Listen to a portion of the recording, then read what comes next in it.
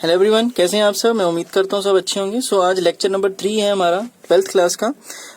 जो मैंने आपको लास्ट टाइम बोला था कि हम चैप्टर 1 जो बिजनेस स्टडीज का है इसको 4 स्टेप्स में 4 पार्ट्स में कंप्लीट करेंगे। तो आज 3rd पार्ट है। सो आई होप इसके बाद 4th पार्ट में चैप्टर जो है वो हमारा कंप्लीट हो जाएगा। ठीक है, तो आज हम करेंगे 2 क्वेश्चन, एक लेवल्स ऑफ मैनेजमेंट और एक coordination is in a sense of management. Coordination का बहुत इंपॉर्टेंट पार्ट रहता है, ये आपको एग्जाम में आने के पूरे चांसेस हैं।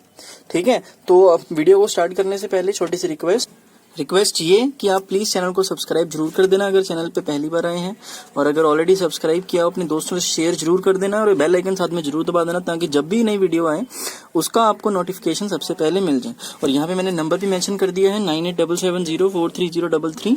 अगर आप हमारे व्हाट्सएप ग्रुप में ज्वाइन होना चाहते हैं तो लिंक डिस्क्रिप्शन में है। 12th के लिए अलग है, 11th के लिए अलग है। आप कोई भी ग्रुप जो है वो ज्वाइन कर सकते हैं अकॉर्डिंग टू योर कन्वीनियंस। ठीक है जी, तो स्टार्ट करते हैं फटाफट से।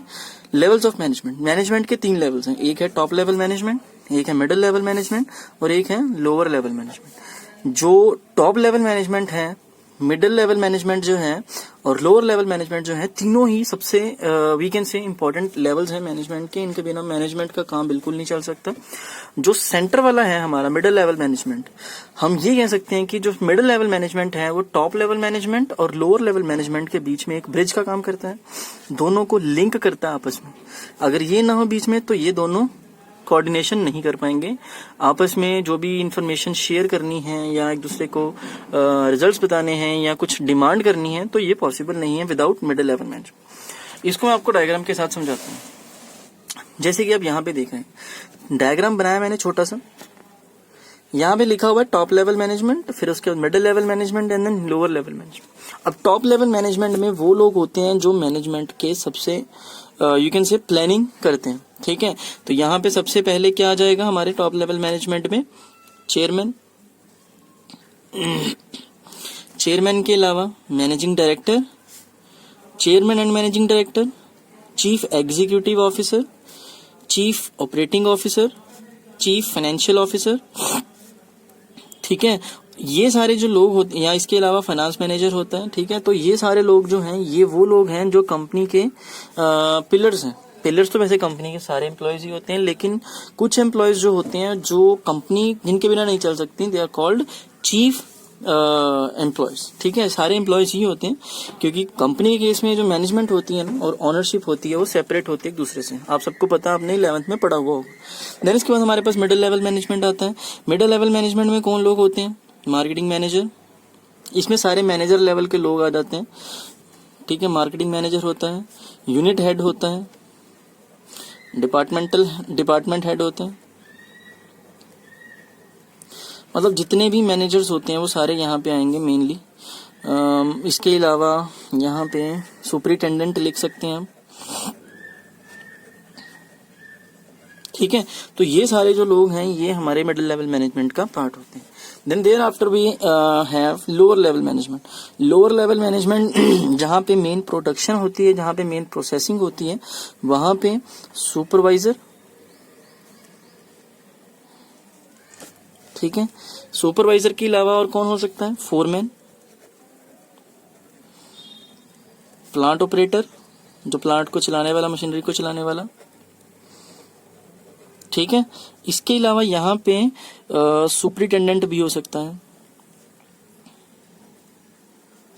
तो ये कुछ लोग होते हैं जो लोअर लेवल मैनेजमेंट पे काम करते हैं। अब सिंपल सी चीज, इनमें रिलेशन क्या है?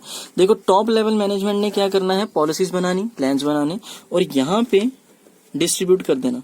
अब डिस्ट्रीब्यूट, अगर हम किसी को कोई काम दे रहे हैं तो उसके साथ साथ उसको पावर भी देनी पड़ेगी। तो अथॉरिटी जो है पावर को ही कहा जाता है। इस लेवल पे, टॉप लेवल मैनेजमेंट पे जो पावर होती है वो सबसे ज्यादा होती है। जैसे जैसे पावर नीचे आती जाती है पावर जो है वो कम होती जाती है। मतलब लोअर लेवल तक पहुंचते पहुंचते पावर जो है बिल्कुल कम हो जाती है। ठीक है, यहाँ पे सबसे ज्यादा होती है। तो ये क्या करते हैं? थोड़ी थोड़ी पावर सबको डिस्ट्रीब्यूट करते हैं क्योंकि इन्होंने अपना काम करवाना है, तो काम करवाने के लिए पावर तो देनी ही पड़ेगी। बिना पावर के काम पॉसिबल नहीं हो पाएगा। ठीक है, देन यहाँ से लोअर लेवल मैनेजमेंट से रिस्पॉन्सिबिलिटी भी नहीं कह सकते, अकाउंटेबिलिटी जो है वो नीचे से ऊपर जाती है। ठीक है। हर एक पर्सन देखो अपनी जॉब के लिए किसी ना किसी को तो जवाबदेही है, हर एक पर्सन ने किसी ना किसी को तो रिस्पॉन्स करना है अपने काम के लिए, तो वो रिस्पॉन्स जो है वो नीचे से ऊपर जाता है। ये बेसिकली एक हायरार्की में काम करते हैं। किसमें? हायरार्की। हायरार्की का मतलब होता है एक पैटर्न, नीचे से ऊपर या ऊपर से नीचे, ठीक है। सो ये हमारा लेवल्स ऑफ मैनेजमेंट, ये इस तरीके से काम करते हैं। फिर इसके बाद हमारे पास स्टार्ट होता है कोऑर्डिनेशन। कोऑर्डिनेशन कॉन्सेप्ट, फीचर्स और कैरेक्टरिस्टिक्स, ठीक है। कोऑर्डिनेशन के कुछ कैरेक्टरिस्टिक्स होते हैं, कुछ फीचर्स होते हैं। सबसे पहले तो कॉन्सेप्ट। देखो कोऑर्डिनेशन का अगर मैं आपको सिंपल मतलब बताऊं, अगर मैं आप लोगों से पूछूं कोऑर्डिनेशन का मतलब क्या है, तो बहुत सारे इसका आंसर दे देंगे कि सर कोऑर्डिनेशन का मतलब जो है वो तालमेल होता है, कोऑर्डिनेशन का मतलब जो है वो सिंक्रोनाइजेशन जो है वो मेंटेन करना। तो यहाँ पे इसका यही मतलब है, the process by which a manager synchronizes the activities of different departments is known as coordination। अलग अलग डिपार्टमेंट्स की जब एक्टिविटीज को सिंक्रोनाइज किया जाता है, इकट्ठा किया जाता है, उसको हम बोलते हैं कोऑर्डिनेशन। देखो कोऑर्डिनेशन बेसिकली क्या करता है, ग्रुप एफर्ट्स को, कोऑर्डिनेशन जो है वो ग्रुप एफर्ट्स को क्या करता है, यूनाइट करता है। यूनाइट का मतलब होता है इकट्ठा करना, ठीक है। तो ये ग्रुप एफर्ट्स को क्या करता है, हमारा यूनाइट करता है, इकट्ठा करता है, ठीक है। क्योंकि देखो सिंपल सी चीज है, एक ऑर्गेनाइजेशन में अगर कोई पर्सन ये बोले कि मैं अकेला ऑर्गेनाइजेशन को चलाऊंगा, अकेला ऑर्गेनाइजेशन को प्रॉफिट कमा के दूंगा, तो ये पॉसिबल ही नहीं है। ऑर्गेनाइजेशन चलती है सबके एफर्ट्स से, ठीक है। जब तक सारे अपना अपना एफर्ट नहीं डालेंगे तब तक organisation. So now definition of coordination. Coordination is the process whereby an executive develops an orderly pattern of group efforts among his subordinates, ठीक है। तो कोऑर्डिनेशन जो है एक प्रोसेस है जिसमें क्या करते हैं कि एग्जीक्यूटिव क्या करता है, या जिसको हम सुपीरियर कह सकते हैं, वो एक रिलेशनशिप डेवलप करता है, एक ऑर्डरली पैटर्न डेवलप करता है अपने ही सबऑर्डिनेट्स में, मतलब जो उनके ग्रुप एफर्ट्स हैं उनको कंबाइन किया जाता है, and secure unity of action, जो भी यूनिटी ऑफ एक्शन है उसको सिक्योर किया जाता है in the pursuit of common purpose. मतलब किसके लिए इकट्ठा किया जाता है, जो भी एक कॉमन पर्पस होता है। ऑर्गेनाइजेशन का कॉमन पर्पस क्या है, प्रॉफिट अर्न करना, ठीक है। या जो भी ऑर्गेनाइजेशन का जो मेन एम है उसको अकम्प्लिश करने के लिए सारे ग्रुप एफर्ट्स को इकट्ठा किया जाता है। तो ये डेफिनेशन है मैकफार्लैंड की। आप कोई भी इजी डेफिनेशन जो है वो लर्न कर सकते हैं, it is up to you. Now features of coordination बहुत ही इजी सा पार्ट है। सो सबसे पहला पॉइंट है कोऑर्डिनेशन इंटीग्रेट्स ग्रुप एफर्ट्स। जो कोऑर्डिनेशन है वो ग्रुप एफर्ट्स को इंटीग्रेट करता है, मतलब इकट्ठा करता है। जितने भी लोगों के ग्रुप एफर्ट्स होते हैं, मतलब इंडिविजुअल एफर्ट्स होते हैं, उनको यूनाइट किया जाता है। यही कोऑर्डिनेशन का मेन काम है। जैसे कि मैंने आपको पहले भी बताया था कि जो कोऑर्डिनेशन है वो मेनली किसके ऊपर काम करता है, ग्रुप एफर्ट्स के ऊपर। जितने भी एफर्ट इंडिविजुअल लेवल पे होते हैं उनको क्या किया जाता है, ग्रुप किया जाता है, इकट्ठा कर लिया जाता है, उनको इंटीग्रेट किया जाता है। बाद में उस जो भी उनके ग्रुप एफर्ट्स हैं, मतलब इंडिविजुअल एफर्ट्स को ग्रुप बनाने के बाद उनको चैनलाइज किया जाता है कंपनी के गोल्स को अचीव करने के लिए। देखो सारे जो कंपनी के एम्प्लॉयज हैं वो एक ही गोल के लिए काम कर रहे हैं, जो गोल कंपनी का है। मतलब कंपनी के गोल्स को हमने अचीव करना है विद इंडिविजुअल एफर्ट्स, और इंडिविजुअल एफर्ट्स को कंबाइन कौन करता है, कोऑर्डिनेशन। तो कोऑर्डिनेशन जो है वो कोऑपरेशन का ही पार्ट है। अगर कोऑपरेशन हर एक पर्सन दूसरे पर्सन को करेगा, एक ऑर्गेनाइजेशन गोल अचीव करने में ज्यादा टाइम नहीं लगाएगी। सेकेंड पॉइंट है coordination ensures unity of action. Coordination से क्या होता है, यूनिटी ऑफ एक्शन को इंश्योर किया जाता है। देखो सिंपल सी चीज है, जो भी हमने एक्शन किया, मतलब जो भी एम्प्लॉयज ने एक्शन किया, मतलब अपने अपने पार्ट का जो भी काम उन्होंने किया, उससे क्या हुआ कि कोऑर्डिनेशन ने उनको इंश्योर किया। जैसे हर एक पर्सन को चेक करते रहना टाइम टू टाइम, जो है कि हर एक पर्सन जो है अपने लेवल पे काम कर रहा है कि नहीं कर रहा, ठीक है, वो एक दूसरे से कोऑपरेट कर रहे हैं कि नहीं कर रहे। देखो क्योंकि एक कंपनी में कई डिपार्टमेंट्स होते हैं, हर डिपार्टमेंट के अपने अपने इंडिविजुअल गोल्स होते हैं, और एक हर एम्प्लॉय जो उस डिपार्टमेंट में काम कर रहा है उसके अपने गोल्स हैं। सो उन सभी गोल्स को जब इकट्ठा किया जाता है तो कोऑर्डिनेशन जो है बन जाती है। सो कोऑर्डिनेशन का जो मेन काम है यूनिटी ऑफ एक्शंस को इंश्योर करना कि क्या यूनिटी ऑफ एक्शन वहां पे है कि नहीं। थर्ड है coordination is a continuous process. Coordination जो है कभी खत्म ना होने वाला प्रोसेस होता है, कॉन्टिन्यूअस प्रोसेस होता है, हमेशा चलता रहता है। ये नहीं है कि कंपनी ने एक गोल अचीव कर लिया तो कोऑर्डिनेशन खत्म हो जाएगी, कोऑर्डिनेशन खत्म नहीं होती। कोऑर्डिनेशन जो है वो लगातार निरंतर चलने वाला प्रोसेस है। देखो कोई भी ऑर्गेनाइजेशन जो है वो एक इंडेफिनिट टाइम पीरियड के लिए स्टार्ट की गई है, मतलब एक कंपनी एक इंडेफिनिट टाइम पीरियड के लिए बनी है।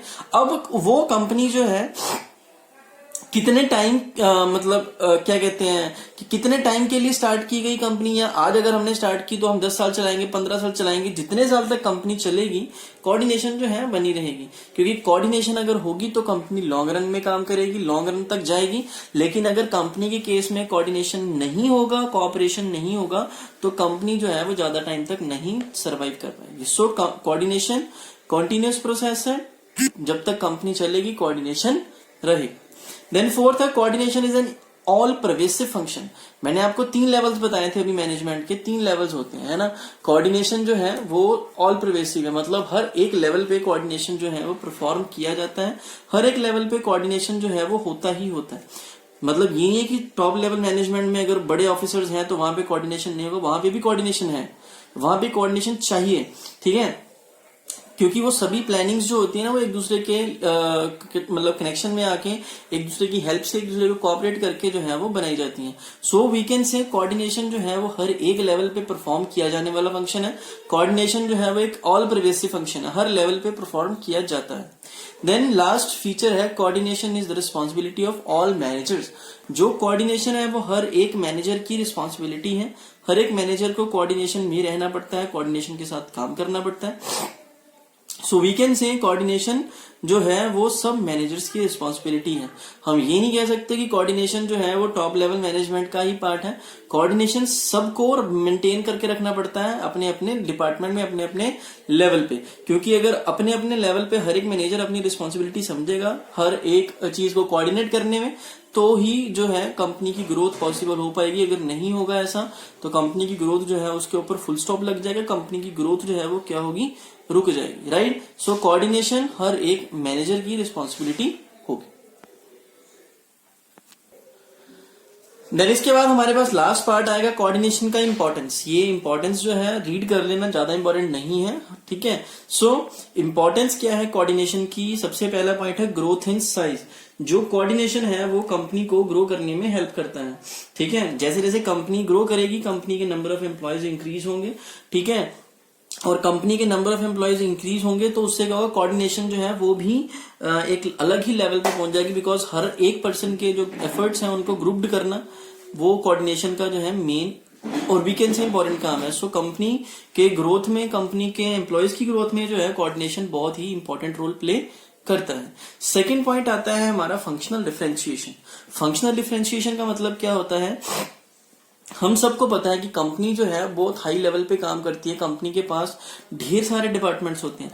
अब हर एक डिपार्टमेंट्स के अलग अलग गोल्स होते हैं, तो हर एक डिपार्टमेंट के गोल्स को इंटरलिंक्ड करना, ठीक है, वो कोऑर्डिनेशन से ही अचीव हो सकता है। सो कोऑर्डिनेशन जो है हर एक डिपार्टमेंट के गोल्स को, हर एक डिपार्टमेंट्स के एफर्ट्स को कोऑर्डिनेट करने में हेल्प करती है। देखो सिंपल सी चीज है, हर एक डिपार्टमेंट जो है एक दूसरे से लिंक्ड होता है। ये नहीं है कि अगर डिपार्टमेंट अलग है तो उसका दूसरे डिपार्टमेंट से कुछ लेना देना नहीं है। हर एक डिपार्टमेंट जो है एक दूसरे से लिंक्ड होता है, एक दूसरे से वो अटैच होता है किसी न किसी तरीके से, और वो सिर्फ कोऑर्डिनेशन से ही अचीव किया जा सकता है। लास्ट पॉइंट है स्पेशलाइजेशन।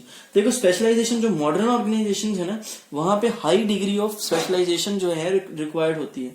कोऑर्डिनेशन रिक्वायर्ड होती है, अलग अलग स्पेशलिस्ट जो है, अलग अलग स्पेशलिस्ट जो है वो कोऑर्डिनेशन डिमांड करते हैं। क्यों? क्योंकि हर एक पर्सन की जो जजमेंट है, हर एक पर्सन की जो अप्रोच है वो क्या होती है, डिफरेंट होती है। सो अलग अलग अप्रोच के कारण, डिफरेंट अप्रोच के कारण, डिफरेंट जजमेंट के कारण जो है हर एक पर्सन जो है वो डिफरेंट। सो हम ये कह सकते हैं कि स्पेशलाइजेशन ऑर्गेनाइजेशन में कोऑर्डिनेशन अचीव करने के लिए सबसे इम्पोर्टेंट जो है वो पार्ट है। क्यों? क्योंकि हर एक पर्सन डिफरेंट है, हर एक पर्सन को अपने तरीके से कोऑर्डिनेट करना है चीजों को, हर एक पर्सन की अप्रोच अलग है, हर एक पर्सन की जजमेंट अलग है। So we can say specialization is also an important part of coordination. So हम नेक्स्ट पार्ट में आपको मिलता हूँ 4th लेक्चर में, जिसमें हम चैप्टर कंप्लीट कर देंगे। उसके बाद हम मूव ऑन करेंगे नेक्स्ट चैप्टर पे। सो प्लीज चैनल को सब्सक्राइब जरूर कर देना, अगर अभी तक सब्सक्राइब नहीं किया वीडियो को लाइक और शेयर कर देना, और हमारा व्हाट्सएप ग्रुप ज्वाइन कर लेना। Thank you so much, right.